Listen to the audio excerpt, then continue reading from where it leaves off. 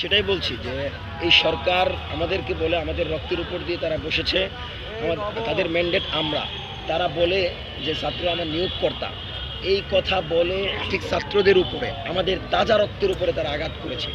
কালকে আমরা সেই ব্যক্তির বিচার চাইতে গিয়েছি যেই ব্যক্তি এই সরকারকে টিকিয়ে রাখার লক্ষ্যে, জুলাইকে বাঁচিয়ে রাখার লক্ষ্যে, আজাদির লক্ষ্যে দীর্ঘ 1 বছর বাংলাদেশের প্রতিটি জনপদে ঘুরে বেরিয়েছে, শাহবাগে বাংলাদেশের এজেন্ডা বাস্তবায়ন করেছে।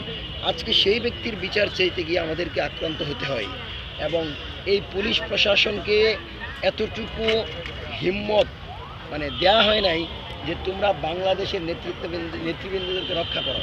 তারা আমাদেরকে আক্রমণ করার সময় যে গালিগুলো দিয়েছে, তারা জুলাইকে নিয়ে যে কটূক্তি করেছে, সেই গালিগুলো আমি আবার আমার মুখ দিয়ে রিপিট করতে চাই না, কিন্তু এতটুকু বলে দিতে চাই, জাহাঙ্গীর ভাইয়েরা যদি মনে করে আমাদের উপর আক্রমণ করে আমাদেরকে থামিয়ে দিয়ে আবারও তারা বাংলাদেশে দিল্লির এক্সটেনশন বাস্তবায়ন করবে, বাংলাদেশে আবার আধিপত্যবাদকে প্রশ্রয় দিয়ে কোনো একটা নামে নির্বাচন দেবে, যে নির্বাচনে একটি বিশেষ দলকে সুবিধা দেওয়া হবে, যেই নির্বাচনের মাধ্যমে দিল্লির পরামর্শে কোনো একটা দলকে ক্ষমতায় বসানো হবে, এমন একটা নির্বাচন দিয়ে তারা পার পেয়ে যাবে। তারা বোকার স্বর্গে বাস করছে।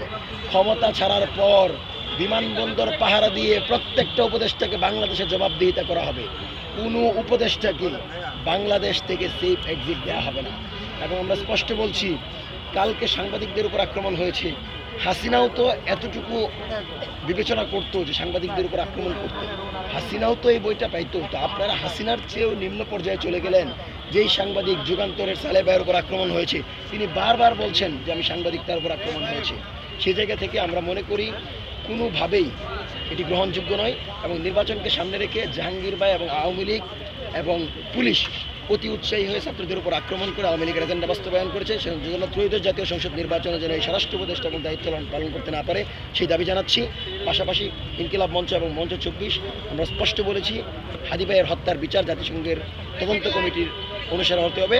জাতিসংঘের তত্ত্বাবধানে তদন্ত হওয়ার পর সেই রিপোর্টের আলোকে বিচার হবে এবং এই বিচারে আমরা মনে করি বর্তমান অন্তর্বর্তীকালীন সরকারের দায়িত্ব পালন করা অনেক উপদেষ্টার নামও আসবে।